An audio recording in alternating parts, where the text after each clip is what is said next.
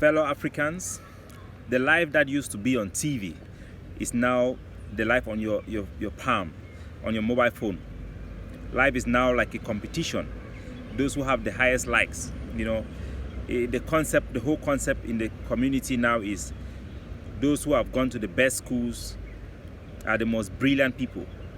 Those who have gone to the best universities should have the best jobs. They are the best people. They are the best mind.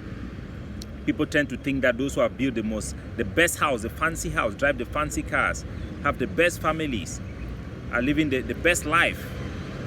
Those who throw money on the dance floor in public, who display wealth in public, are the most richest people. And that is a deception of life. If you look your life in that way, you'll be the most depressed person. You may feel so frustrated in Africa that you want to cross the river in Libya, you want to go and die in the desert. Actually,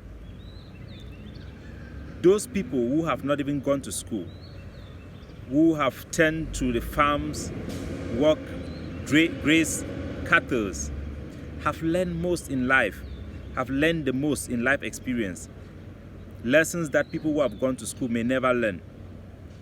You may think that those who do charity, they give money to organization publicly, they throw money on the dance floor, are helping people, and you admire them.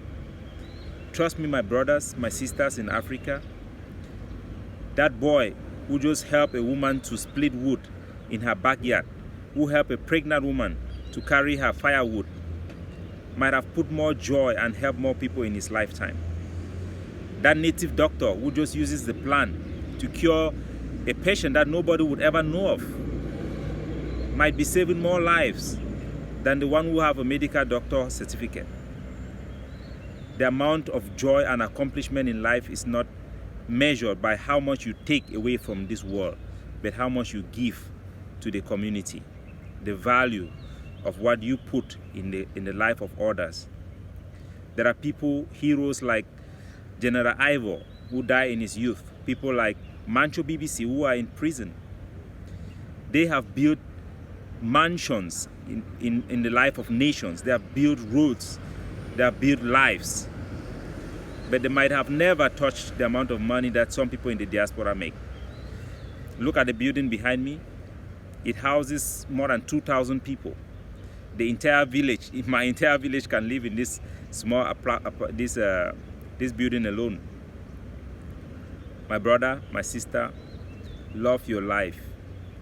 Value your life. The African man who just go and tap his wine, harvest his crop, and come back and sit with his wife, or wives, if he's a Muslim or a polygamist, may be living the best life in the world. Do not measure your life based on likes on social media, based on flashy cars. We used to make mistake to think that the person who speaks the white man language is the most intelligent of us all. And when they start to talk about the things that matters in our life, about our resources that God has given us, we leave the room. We allow them to speak in a language that we do not understand. We minimize our own intelligence as African people. We give up our power. We have to start respect and value ourselves, value our culture, value our soil, the air we breathe, our neighbor, solidarity amongst us Africans. We have to put them first. We have to start value our own people who have mastered the terrain, who have mastered our neighborhood. Not some people with master's degree who knows nothing about life experiences. We have to value our traditionalists, our traditional doctor, our way of life, our way of dressing. We have to go back and restore the Africa that put value in people who serve the people, not some people who flash, who parade riches. We have to stop celebrating celebrities and start celebrating people who are village champions, who can split wood, who can help their neighbor. We have to put value in our community, in our African way of life. We have to speak our African language. We have to communicate in a language that is enshrined in our environment, in our culture. I see people laugh at the president of South Africa when he says, in the beginning. And I say, we are laughing at ourselves. We were not born to speak the British language. Some people judge English based on English standard, American English. You have to know that Shakespeare, the language we learn today, was an illiterate. As a matter of fact, the language he wrote was jargons. The American English today was the English of a cattle grazer, cowboys. We have to develop our own talent. We have to develop our own value.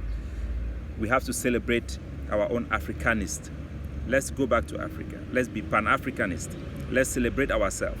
Let's put value to where the real value in life is. Let's celebrate our life, our culture, our environment. The best life, my brothers and my sisters, is not the life counted in money. It's the life counted in your community, in your home. How many people's life you touch, the joy, the value you put in others, putting your country first, putting your village first, respecting each other. That is the greatest life you can live. God bless you. Be a good African. Celebrate your culture. Respect your language. Respect the intelligence of indigenous people. We have to lift up ourselves again. We have to emancipate ourselves from mental slavery that was given to us by the white man.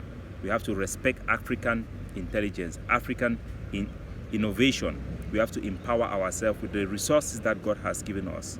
We have to feel entitled. It starts with a change in mentality, in what we appreciate, in what we celebrate in our life as African. God bless you. My name is Capo Daniel from Ambazonia.